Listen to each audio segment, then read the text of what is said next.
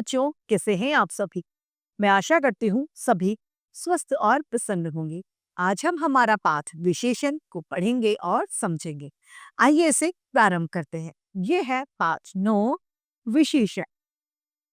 विशेषण किसे कहते हैं? संज्ञा और सर्वनाम की जो विशेषता बताते हैं वो विशेषण कहलाते हैं। आइए पढ़ते हैं। बेटा, ये स्वादिष्ट तो है, स्वास्थ्यकारी भी है, ये सेहत के लिए हानिकारक नहीं है। पापा देखो कितने अच्छे और स्वादिष्ट फल हैं। यहाँ पर ऊपर माँ बेटे द्वारा किए गई बात में अच्छे, स्वादिष्ट, स्वास्थ्यकारी, हानिकारक शब्द फल की विशेषताओं को बता रहे हैं।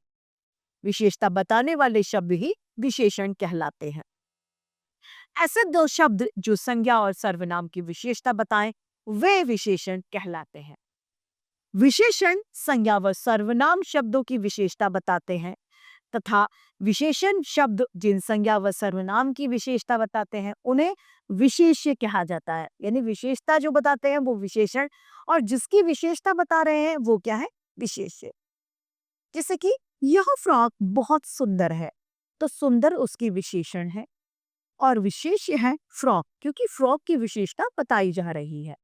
मेरे पास 4 फूल है, तो फूल का क्या हो गया? विशेष्य और 4 का विशेषण। विशेषण के 4 भेद होते हैं। पहला गुणवाचक विशेषण, दूसरा संख्यावाचक विशेषण, परिमाणवाचक तथा सार्वमानिक।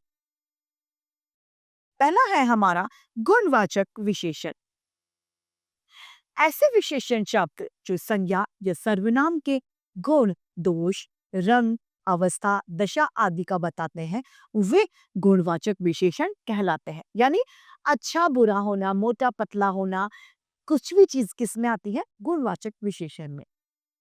बगीचे में पीले फूल खिले हैं, तो फूलों की विशेषता क्या हो गई? पीला होना। निकिता से मिलने उसकी पुरानी सहेली आई। पुरानी सहेली। आयान शरारती लड़का है, लड़के का शरारती होना उसकी विशेषता है। इन वाक्यों में पीले, पुरानी और शरारती क्या है? गुण बता रही है, इसीलिए ये गुणवाचक के विशेषण है। गुणवाचक विशेषण के कुछ और रूप भी हैं, जिसमें पहला है गुण और दोष। दानी होना, किसी का शांत होना, सीधा होना, सरल होना, भवला होना, अच्छा होना, बुरा होना, कुरूप होना, ये सभी क्या है? गुण। भाव है, किसी का वीर होना, क्रोधी होना, दयालु होना, ये सभी भाव है। रंग, गोरा, काला, लाल, नीला, ये सभी क्या है? रंग में आते हैं। दशा या अवस्था, कमजोर, ताकतवर, मोटा, पतला, स्वस्थ, बूढ़ा, जवान, सभी क्या है?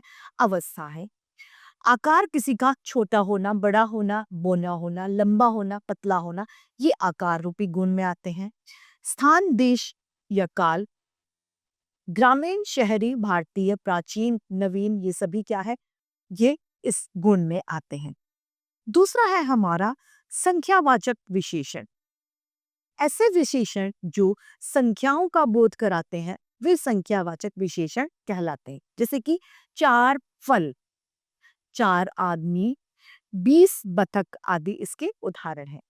जैसे कि मेरे पास 4 फल है, तो ये क्या है? फलों की संख्या को बता रहा है। उस काम के लिए यह धनराशि कम है। वह दूसरा मजदूर कौन है? दूसरा यानी संख्या का पता चल रहा है ना, 1 2, दूसरा मजदूर कौन है? ये वाक्य विशेषों की संख्या स्पष्ट कर रहे हैं, अतः ये संख्यावाचक विशेषण कहलाते हैं। तीसरा है परिमाणवाचक विशेषण।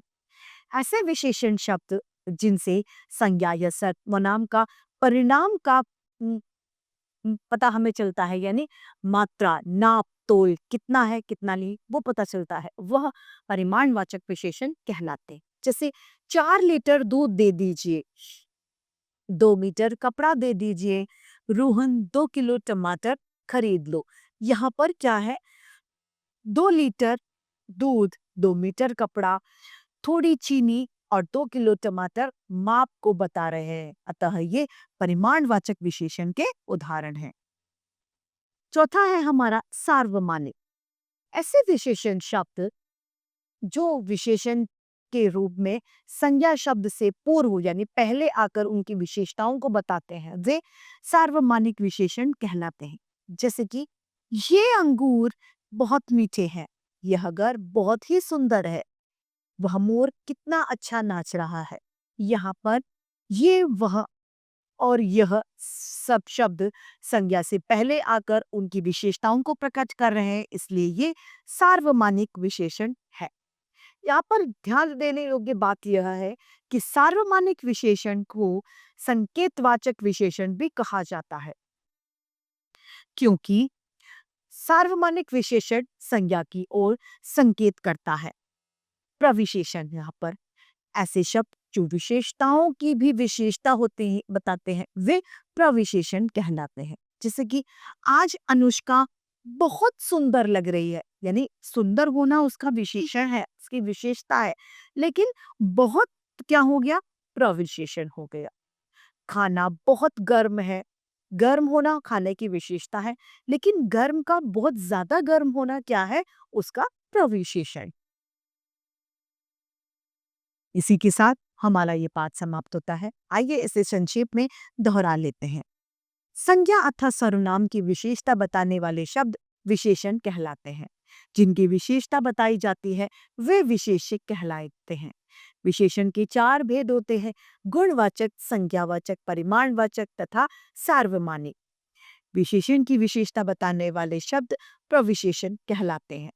संज्ञा, सर्वनाम, क्रिया व अव्यय शब्दों से विशेषण बनाए जाते हैं। विशेषण की 3 तुलनात्मक अवस्थाएं होती हैं: मूल अवस्था, उत्तरावस्था तथा उत्तमा अवस्था।